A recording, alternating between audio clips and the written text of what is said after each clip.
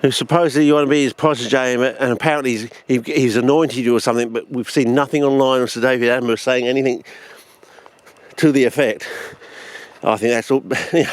So is that just a bullshit line too? I think it probably is, fellas. You know, I did notice the old pinstripe suits coming on fairly rapidly of late. It looked like it was a pinstripe suit he got out of an op shop, you know, like a hand-me-down from an op shop or something. So it's not a brand new pinstripe suit. It looked like it seen better days, and it was from an op shop or something. And I thought, yeah, you know, illusions of grandeur, you know. You're really hard, not even Beethoven, and you're never going to be Mozart. Yeah. I think that's the case, fellas. Anyway, we had a good go, fellas. Well, this year we found the, apparent centre of the brown patch. It's a hillside in between the fork of two, I wouldn't even call them rivers, you know. That's just European terminology, you know. Okay. I think I have my rant for the day. I think that's my Stuart McPherson rant for this season, hopefully, unless he does something else. Though I must admit, I did watch a bit of that Treasure Island's re-shown. I think he has revoiced it, and I admit it was better. From what I heard anyway, I got the impression from my ear that it was, they got him to revoice it and it was better. So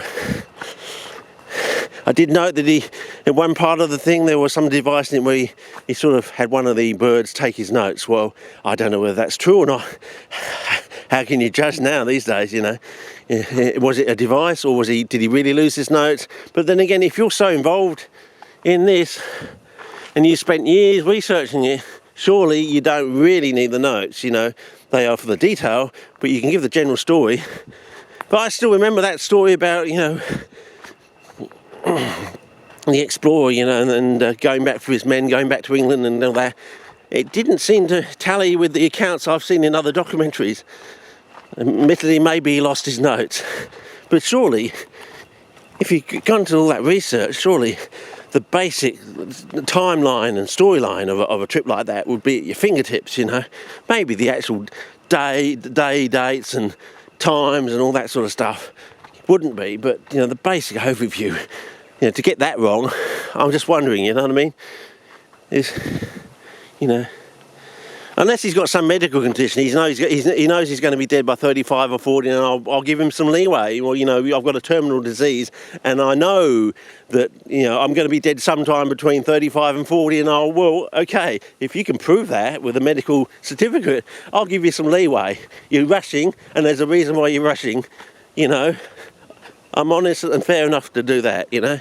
If you can show me a certificate and say you're definitely going to be dead by 40, but you're not sure, sometime between 35 and 40, but you don't know when, but you definitely, I will give you some leeway. I'll give you some slackage. Okay, I can understand why you're having to run and not cross the I's and dot the T's sort of thing, but, you know, not willing to spend a 50-year journey actually getting to the answer of, you know, what CPs are really all about, you know. You know, too much of a rush to publish, too much to say you've done it when you haven't, and all that sort of stuff, you know. Okay, well, I think that's my rant. I think this is going to be the rant.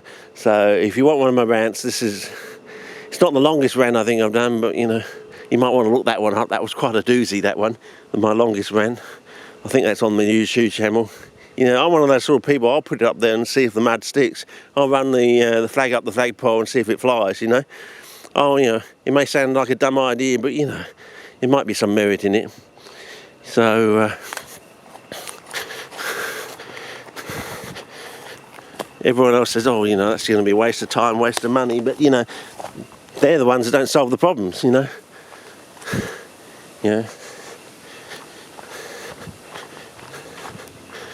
Maybe they're the ones asking you to give you your ideas and getting you to pay for them, because they're smarter than you actually, really. They realise it's just so much effort and so much work. And it's getting to the end of the journey and the goals of the journey that actually you command the respect. It's not the actual journey in itself, is it? You know? It's not all the brain power that led to E equals MC squared, it was the E equals MC squared that actually commanded the respect. Because it's just so out there and off the planet. Yeah, but it wasn't all the brain power, the alternative thunks and things like that, and the different points of view, you know. Anyway,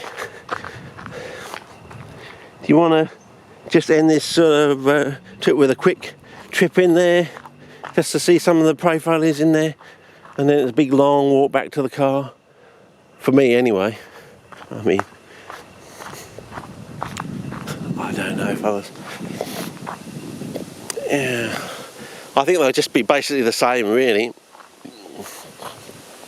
You know, because this time of year, say, look at the ground, fellas, you know. I'm not lying to you, you know. We've barely had our first rain. We had 5 minutes after, about 2 o'clock after midnight from the first Fargo episode. Oh yeah, Fargo, by the way. Oh, season 3, it's such a doozy, fellas. They've cracked it on season 3. I mean, season 1 and 2 were quite, and with Billy Bob on season 2, that was fantastic. But you know, season 3, oh, it's established itself as a international icon of out there. I think it's just amazing. You got to see it. You got bloody Ewan McGregor playing at least 2 characters at the moment. I don't know if he's going to end up playing a third one, but he is just so good. I remember he made one sort of comment with the accent in a car, and you could see the other actress almost do a double take because he was so good. It was almost like he'd become an actual person. You know, he'd gone from being an actor trying to do the accent to actually sounding like a real Minnesotan to the actress on the other side. That she almost did a double take. He's just that good. Oh, you can see why George Lucas must have been impressed by his voice capabilities. But I reckon we'll be talking about Ewan McGregor's performance in Fargo 3 for many years to come. I mean, we're actually having a Fargo, my partner and I, we're actually having a Fargo fest this weekend. We're watching episodes 1 and 2 on Saturday, and then watching episodes 3 and 4 on Sunday. Yeah. So, oh, look at that! Look at the striations on this. Might want to go for spot colour on this. Well, that'll be for Charles L. Powell III, who is having a bit of a bad run at the moment, I think. So, yeah, there you go, Charles. Sorry about the rant, but you know, some of us have to get these things off our chests, you know.